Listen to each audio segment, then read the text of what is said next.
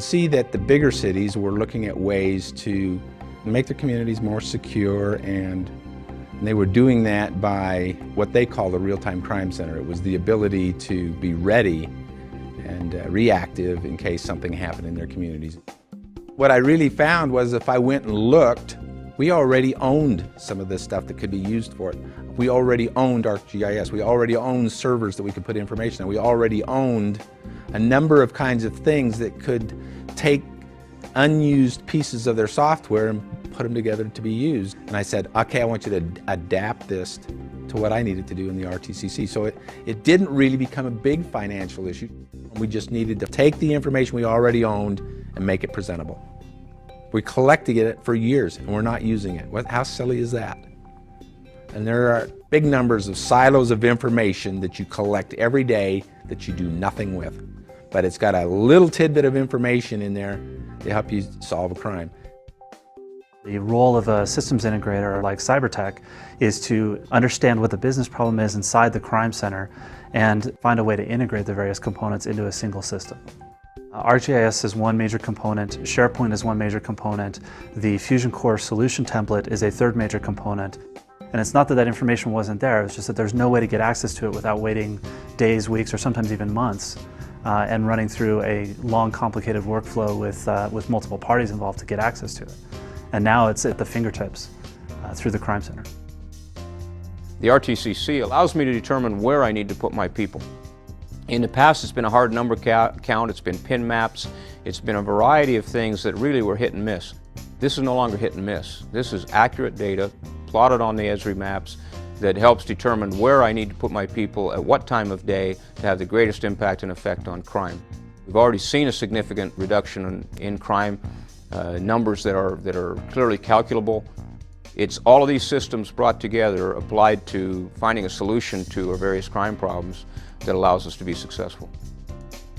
Our lieutenants are responsible for a community policing area, and so they have to know what is happening in those areas, and they've gone through quite a bit of work to try to find where the crime is happening in their area, how they want to deploy their resources, what they want to do with their officers.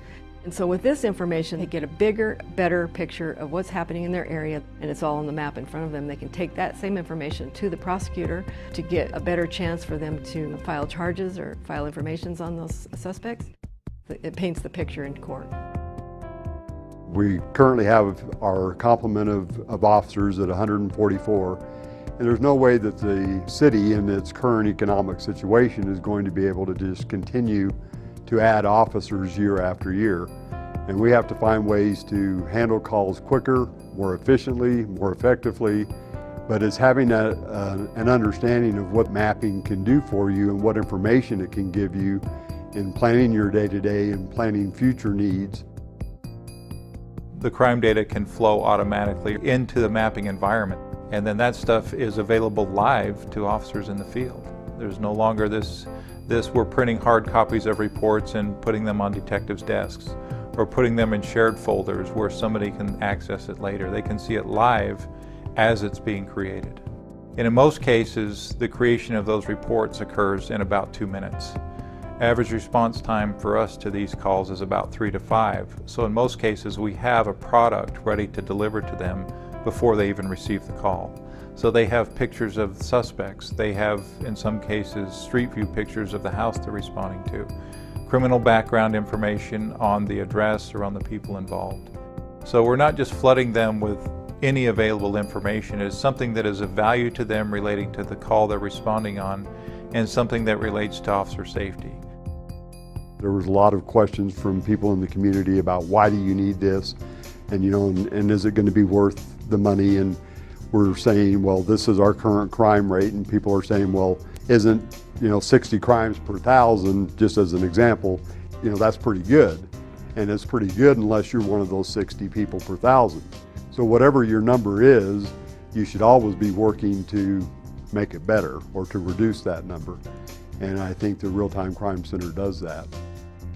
We went from 25,000 calls for service in 1975 with 125 officers to 105,000 calls a year with 144. We didn't go up 400% in personnel, But we've had to manage the workload of 4 times of what we were managing 30 years ago.